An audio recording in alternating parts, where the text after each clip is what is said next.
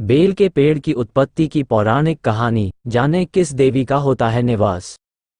भगवान शिव की पूजा में बेलपत्र सबसे महत्वपूर्ण वस्तु है, लेकिन क्या आपको मालूम है कि बेल के पेड़ की उत्पत्ति की पौराणिक कहानी और बेल के पेड़ में किस देवी का निवास होता है। भगवान शिव की आराधना के लिए विशेष फलदायी माने जाने वाले सावन महीने में प्राकृतिक वस्तुओं से पूजा अर्चना से भगवान शिव का विशेष आशीर्वाद मिलता है।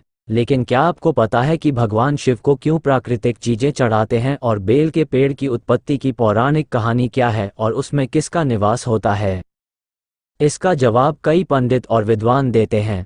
पंडितों का कहना है कि भगवान भोलेनाथ प्रकृति के देवता है, इसलिए भगवान का श्रृंगार प्राकृतिक वस्तुओं से होता है। सावन में बेल पत्र, धतूरा, फूल आदि अर्पित करने से भगवान भोलेनाथ की विशेष कृपा प्राप्त होती है। मान्यता है कि बेलपत्र की पेड़ की जड़ में गिरिजा, तनों में माहेश्वरी, शाखाओं में दक्षिणायनी और पत्तियों में मां पार्वती के रूप का वास होता है। माता पार्वती का प्रतिबिंब होने की वजह से बेलपत्र को भगवान शिव पर चढ़ाते हैं।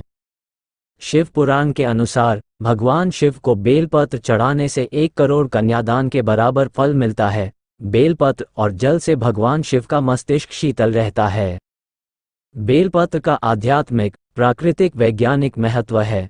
बेलपत्र विटामिन से भरपूर होता है और इससे ब्रह्मांड का निर्माण हुआ है। श्रावण मास में सबसे ज्यादा बेलपत्र यानी बिल्व पत्र का महत्व बढ़ जाता है। क्या आप जानते हैं बेलपत्र के उत्पन्न होने की पवित्र कथा? स्कंद पुराण के अनुसार एक बार माता पार्वती के पसीने की बूंद मंदराचल पर्वत पर गिर गई और उससे बेल का पेड़ निकल आया।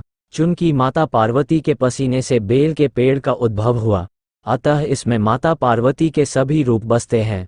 वे पेड़ की जड़ में गिरिजा के स्वरूप में, इसके तनों में माहेश्वरी के स्वरूप में और शाखाओं में दक्षिणायनी व पत्तियों में पार्वती के रूप में रहती हैं।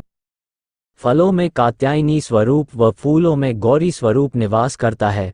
इस सभी रूपों के अलावा मां लक्ष्मी का रूप समस्त वृक्ष में निवास करता है। बेलपत्र में माता पार्वती का प्रतिबिंब होने के कारण इसे भगवान शिव पर चढ़ाया जाता है। भगवान शिव पर बेलपत्र चढ़ाने से वे प्रसन्न होते हैं और भक्त की मनोकामना पूर्ण करते हैं। जो व्यक्ति किसी तीर्थ स्थान पर नहीं जा सकता है, अगर वह श्रावण मास में बिल्व के पेड़ के मूल भाग की पूजा करके उसमें जल अर्पित करे तो उसे सभी तीर्थों के दर्शन का पुण्य मिलता है। श्रावण मास में सबसे ज्यादा बेलपत्र यानी बिल्व पत्र का महत्व बढ़ जाता है।